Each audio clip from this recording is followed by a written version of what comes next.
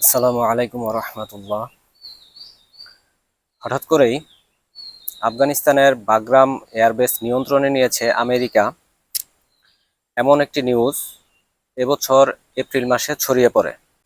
তখন আফগানিস্তান এবং আমেরিকা প্রত্যেকেই এ খবরকে ভিত্তিহীন বলে দাবি করেছিলেন।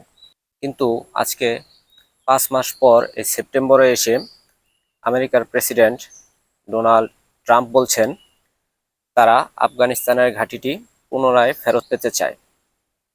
পুনরায় বলা হচ্ছে এই কারণে, কেননা এটি গত 2001 থেকে 2021 সাল পর্যন্ত আমেরিকার নিয়ন্ত্রণে ছিল এবং একটি ছোট এবং আংশিক বিমানবন্দর থেকে এটি হয়ে উঠেছে আফগানিস্তানের সবচাইতে বড় সামরিক বিমানবন্দর।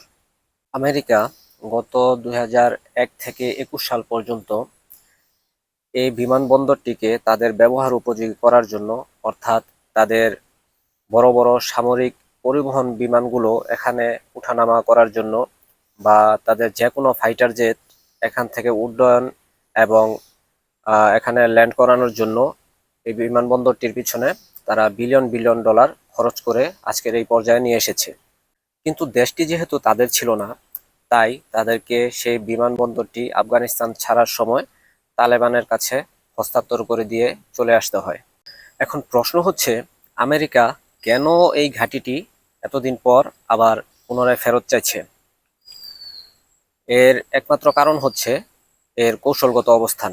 যদি আমেরিকা এই ঘাঁটিটি পুনরায় ব্যবহারের অনুমতি পায়, তাহলে তারা দক্ষিণ এশিয়ায় খুব দ্রুততার সহিত যে কোনো ধরনের সামরিক পদক্ষেপ নিতে পারবে।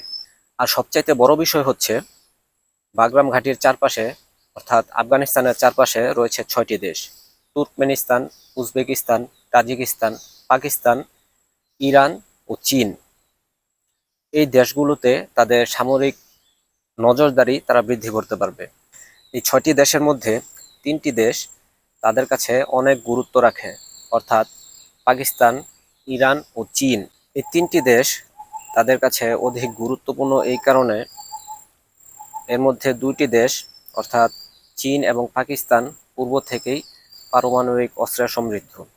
আরেকটি দেশ ইরান, যে কিনা ইতিমধ্যে হয়তোবা পারমাণবিক অস্ত্র বানিয়েও ফেলেছে। তো সেই কারণে আমেরিকা চাচ্ছে এখানে পুনরায় বাগরাম ঘাঁটিতে তারা ফিরে আসতে এবং এই 3টি দেশের উপর সামরিক নজরদারি বা গোয়েন্দা নজরদারি তারা বৃদ্ধি করতে। আর সবচাইতে বড় বিষয় হচ্ছে, বর্তমানে পৃথিবীতে তাদের একমাত্র প্রতিদ্বন্দ্বী হচ্ছে চীন। এই চীনকে নিয়ন্ত্রণের জন্য এই বাগরাম ঘাঁটি তাদের কাছে অনেক জরুরি। 2021 সালে কিন্তু তারা আঁচ করতে পারেনি যে চীন এভাবে বিশ্ব রাজনীতিতে মাথা উঠিয়ে দাঁড়াবে, অর্থাৎ তাদের অর্থনৈতিক এবং সামরিক দিকে তারা এত উন্নতি করতে পারবে। এখন 4 বছর পরে সে তারা উপলব্ধি করতে পারছে তাদের বাগরাম ঘাঁটি ছেড়ে আসা বা আফগানিস্তান ছেড়ে আসা উচিত হয়নি। তাই তারা পুনরায় এই ঘাঁটিটি ফেরত পেতে চাইছে। আমেরিকার এই দাবির প্রতিক্রিয়ায় আফগানিস্তান সরকার অর্থাৎ তালেবান বলছে তারা তাদের ভূমি দখল বা তাদের দেশ অন্য কোনো দেশের সামরিক ঘাঁটি হিসেবে ব্যবহার হতে দিবে না। পাকিস্তান এখনো সতর্কতা অবলম্বন করে চলছে। তারা এ ঘটনার এখনো কোনো অফিসিয়ালি প্রতিক্রিয়া জানায়নি। তারা চাইছে আফগানিস্তানে একটি স্থিতিশীলতা বজায় থাকুক, এটা তাদের জন্যই ভালো হবে। এখানে সবচাইতে জরুরি হচ্ছে চীনের ব্যাপারটা, যে চীন এই ব্যাপারটাকে কিভাবে দেখে।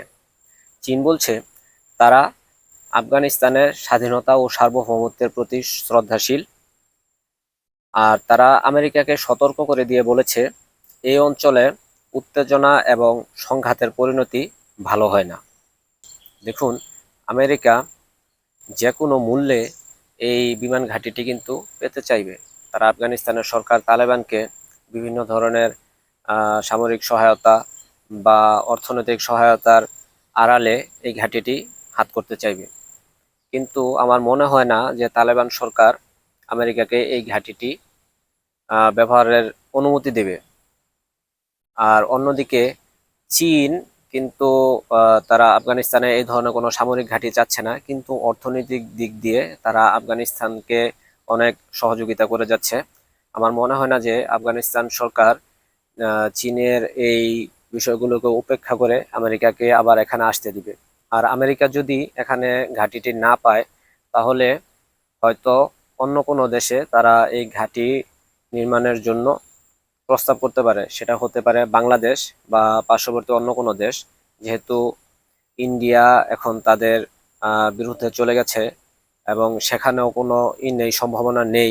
আর পাকিস্তানে গত 2 বছর আগে সম্ভবত আফগানিস্তান থেকে চলে যাওয়ার পর পাকিস্তানে কিন্তু আমেরিকা একটি ঘাঁটি নির্মাণের অনুমতি চেয়েছিল, তখন ইমরান খান সরকার সেটিকে নাকচ করে দেন। আপনাদের কি মনে হয়, আমেরিকা কি এই ঘাঁটিটি ব্যবহারের অনুমতি পাবে? আর যদি না পায়, তাহলে তাদের পরবর্তী পদক্ষেপ কি হতে পারে বলে মনে করেন? জানাবেন কমেন্টে।